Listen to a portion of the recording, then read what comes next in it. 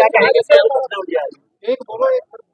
देखिए, ये इस बात को दर्शाता है कि उत्तर प्रदेश के अंदर गुंडागर्दी खुलेआम हो रही है।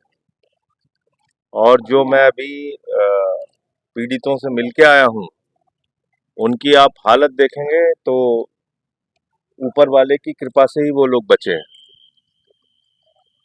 सर के ऊपर 36 टांके लगे हुए हैं, पूरा सही शरीर पीट पीट के लहूलुहान कर दिया गया। मैं कदीम से मिला, अरबाज से मिला, अकील से मिला, एक और ट्रामा सेंटर में अकील एडमिट है, उनसे मिलने जा रहा हूं।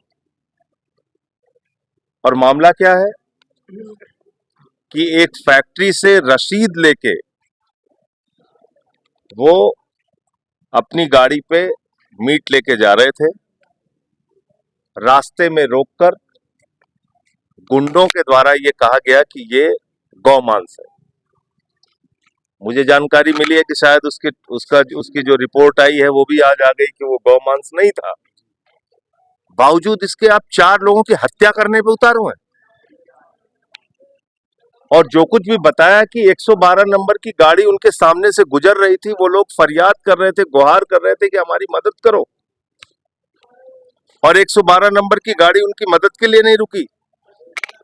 पहले 20 लोग हुए, फिर 50 लोग हुए, फिर वहां 300-350 लोग इकट्ठा हो गए।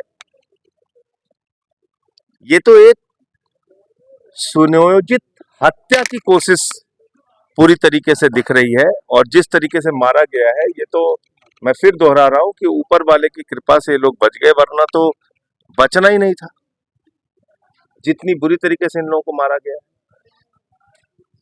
और बाद में भी पुलिस वाले जब वहां पे पहुंचे तो ये लोग खुद से जाके पुलिस की गाड़ी में बैठे, पुलिस वाले उतार रहे हैं इनको कि उतरो। तो मैं योगी आदित्यनाथ जी से, उत्तर प्रदेश के मुख्यमंत्री से कहना चाहता हूं, यही आपकी कानून व्यवस्था है।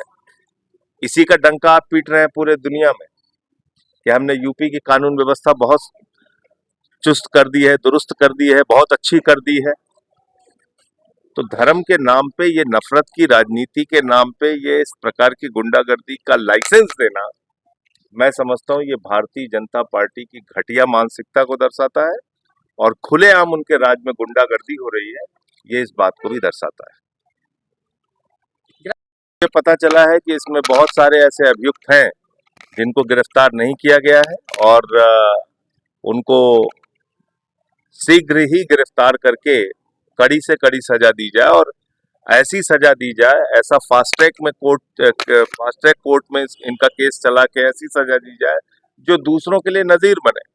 सांसद जी क्या मानते हैं, जिस तरह से अब भैंस का मीट आया है, तो क्या जो लोग तो निर्दोष निकले एक तरह से? यही तो मैं आपसे कह रहा हूँ, यही तो मैं आपसे कह रहा हूँ, क्या सरकार, मैं यही तो आपसे कह रहा हूँ कि ये गुंडागर्दी का एक देखिए, लाइसेंस उनके दिलों के, उनके पास लाइसेंस था, वो जो मीट लेके जा रहे थे वो वैध था, उसकी रसीद थी उनके पास।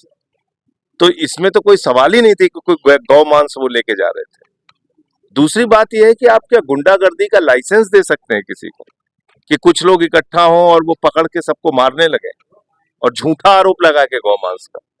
अब तो रिपोर्ट भी आ गई कि गौमांस नहीं था। तो इसका मतलब कि आपने जानबूझ के एक माहौल बिगाड़ने के लिए और जो नफरत की राजनीति का प्रचार, हिंदू मुसलमान की राजनीति का प्रचार